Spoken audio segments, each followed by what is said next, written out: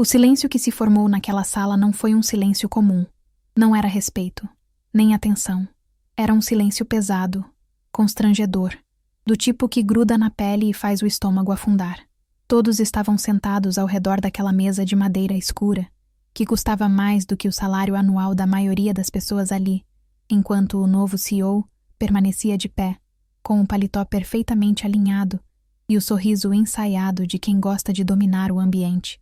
Quando ele terminou a frase, apontando o dedo na direção dela, o ar pareceu rarear. Você é inútil. Não agrega nada. Gente como você é facilmente substituível.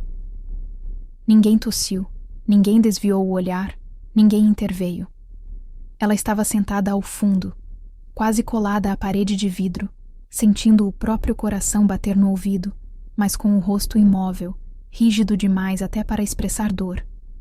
O corpo dela ficou quente, depois frio, como se estivesse fora de si, observando aquela cena de longe. Naquele instante, não era só uma humilhação profissional. Era a tentativa pública de apagar uma existência inteira, construída em silêncio, durante anos. O som distante da cidade lá fora contrastava com a crueldade daquela frase que ecoava dentro dela, repetindo sem parar, como um martelo insistente. Horas depois, já longe daquela mesa, o corredor do RH parecia mais estreito do que nunca. As luzes brancas demais, o ar-condicionado forte demais, tudo colaborava para aquela sensação de irrealidade.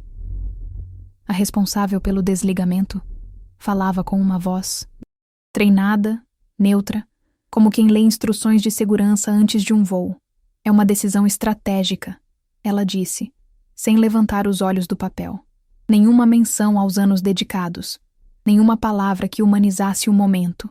Quando empurraram a caixa de papelão na direção dela, pequena, frágil, com meia dúzia de objetos pessoais, algo se partiu por dentro. Não houve choro, não houve discussão, apenas um aceno educado com a cabeça e um "entendi", dito num tom baixo, quase respeitoso demais para alguém que acabara de ser descartada.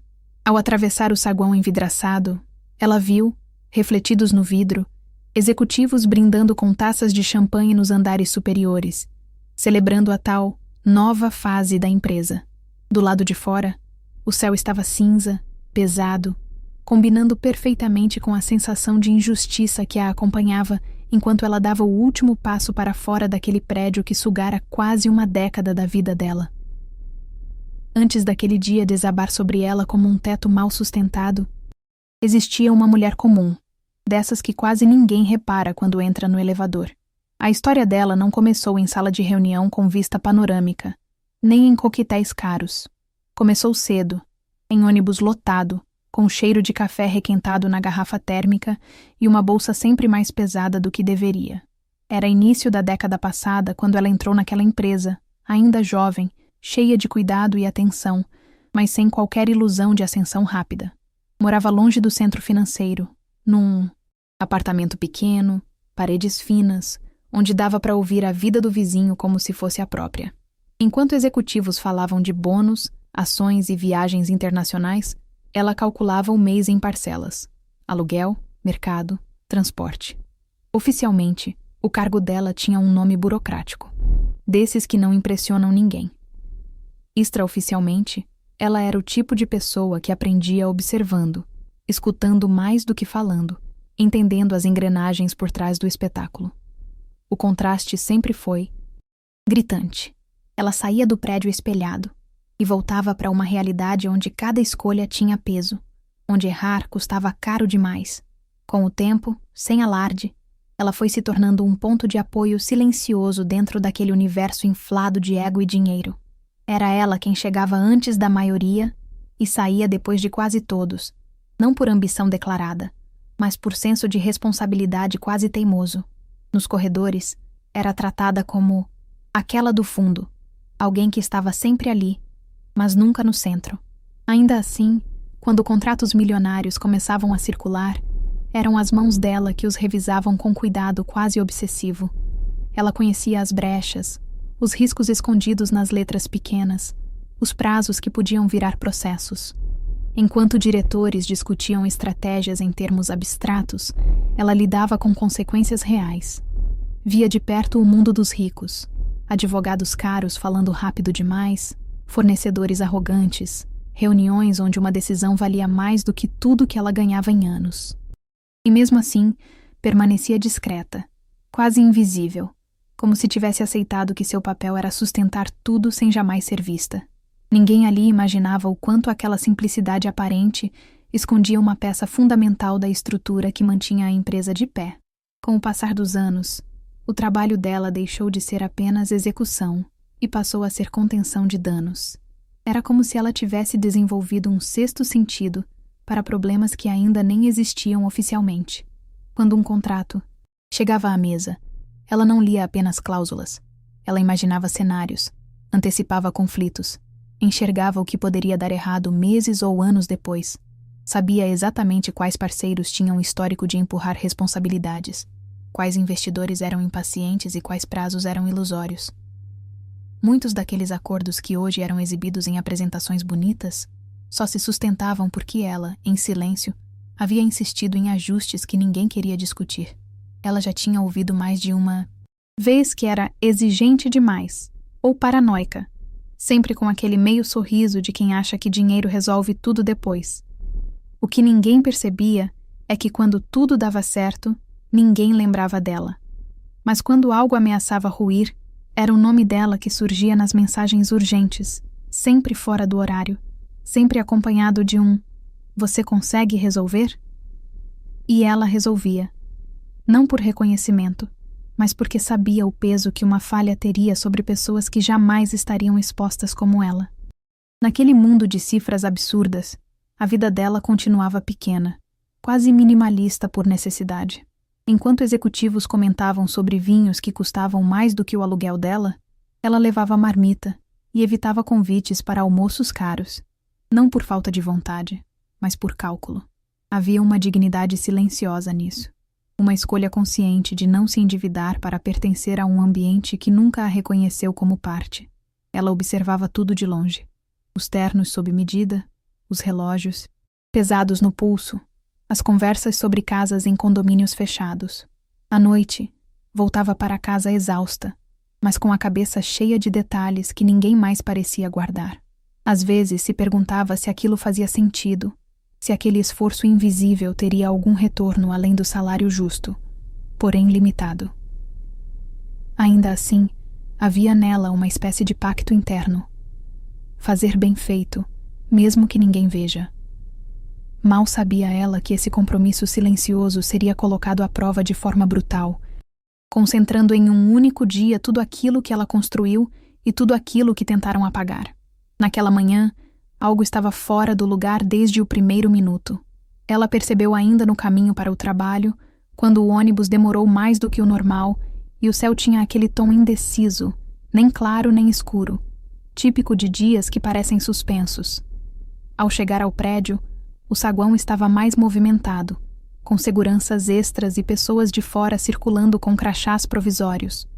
O novo CEO assumiria, oficialmente naquele dia, e o clima era de espetáculo. Nos elevadores, conversas sussurradas, risadas nervosas, frases pela metade. Ela entrou muda, como sempre, observando tudo com atenção. Havia aprendido que mudanças de comando raramente vinham sozinhas. Sempre traziam alguém tentando provar força. No computador, antes mesmo de abrir o e-mail, já tinha 3 mensagens marcadas como urgentes, todas relacionadas a prazos delicados. Ainda assim, havia uma sensação estranha de que aquele não seria um dia resolvido com planilhas e revisões silenciosas. Era como se o ar estivesse carregado de eletricidade, esperando um erro, um alvo, alguém para absorver o impacto das decisões mal tomadas no topo.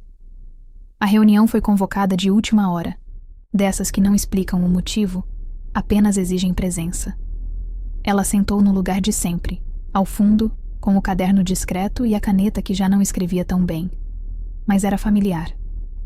À frente, rostos conhecidos, alguns ansiosos demais, outros excessivamente confiantes. Quando o CEO entrou, a sala mudou de temperatura. Ele falava bem, Sorria fácil, mas havia algo duro no olhar, um brilho de quem mede pessoas como peças substituíveis. Conforme os slides avançavam, ficou claro que um projeto importante estava atrasado, não por falha técnica, mas por decisões contraditórias da própria diretoria. O desconforto cresceu, e ela sentiu aquele velho pressentimento, quase físico, de que alguém seria sacrificado para preservar a narrativa de eficiência. Quando o olhar dele pousou nela, demorando mais do que o necessário, o tempo pareceu desacelerar. Ela ainda não sabia, mas aquele segundo suspenso marcaria o ponto exato em que anos de trabalho invisível seriam colocados em xeque diante de todos. As primeiras horas após a saída dela passaram despercebidas para quase todo mundo. O prédio continuava funcionando, telefones tocavam, reuniões seguiam acontecendo como se nada tivesse mudado. Mas nos bastidores, algo começou a desalinhar, como uma engrenagem, que perde um dente e continua girando até travar de vez. Um contrato que precisava de validação não avançou porque ninguém sabia exatamente qual cláusula precisava ser ajustada. Um parceiro externo, acostumado a falar diretamente com ela, estranhou a ausência de resposta e enviou um e-mail seco, curto demais para ser educado. No jurídico, um analista novo abriu um documento antigo e percebeu que não entendia por que determinadas exigências estavam ali. Não havia explicação formal, só o histórico, de alguém que sempre cuidou disso. O nome dela começou a surgir em conversas baixas, não como saudade, mas como referência técnica. Ela saberia, alguém disse quase sem pensar.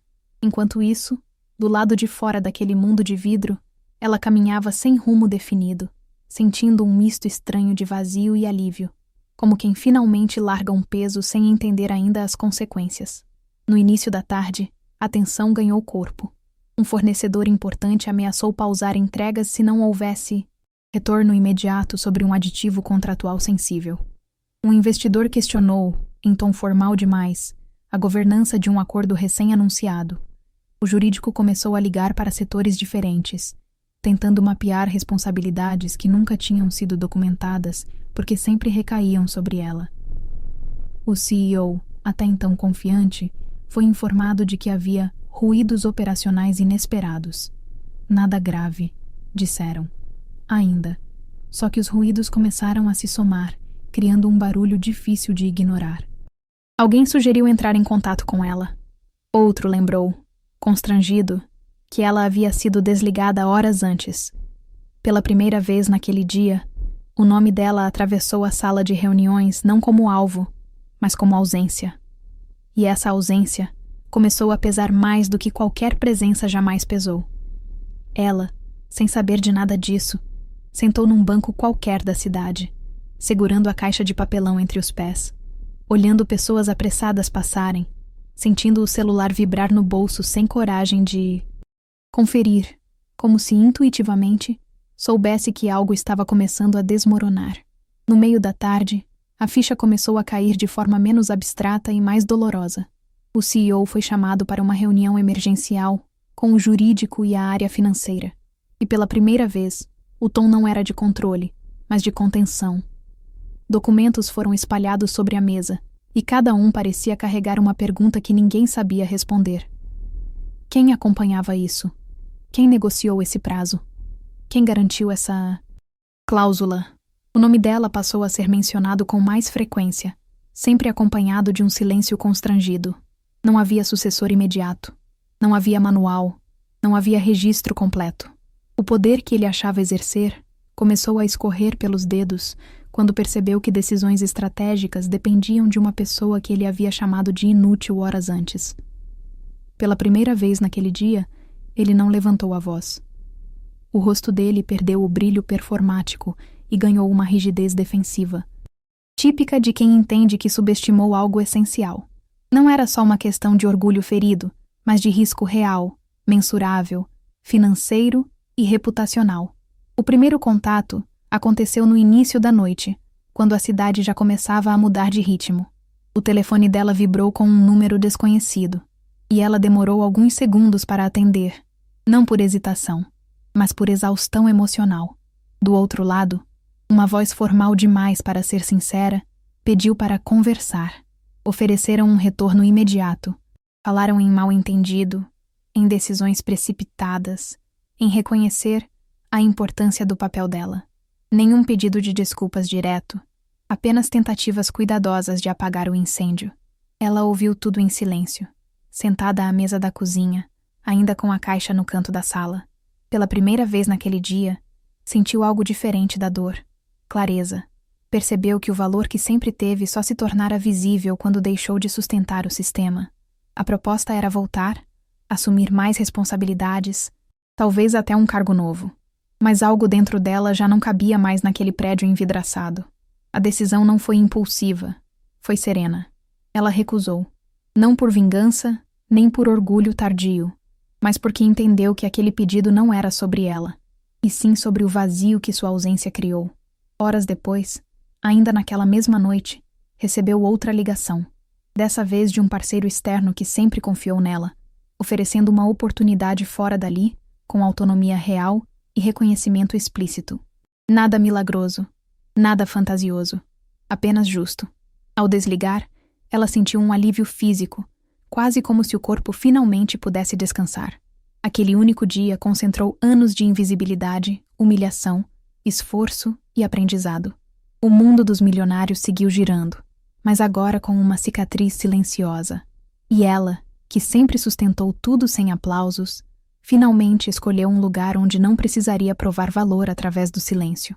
Hoje, olhando de fora, é impossível não perceber a ironia de tudo.